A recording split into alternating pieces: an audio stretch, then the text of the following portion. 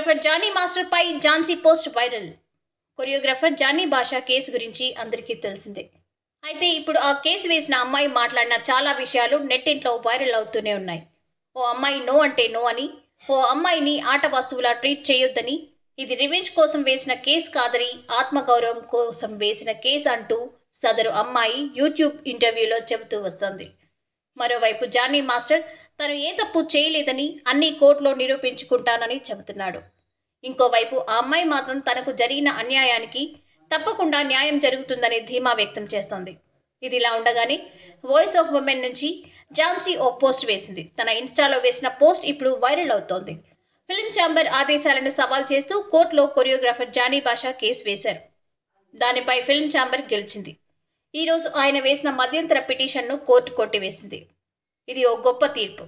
పని చేసే చోట మహిళల భద్రత ప్రాధాన్యత ఉందని, పోష్ మార్గదర్శకాలను అమలు చేసే సంస్థలకు మద్దతివ్వాలని, ఫెడరేషన్ కఠినంగా వ్యవహరించి న్యాయపరంగా పోరాడేలా చేసిన తెలుగు చలనచిత్ర వాణిజ్య మండలికి ధన్యవాదాలు అంటూ ఝాన్సీ పోస్ట్ వేసింది.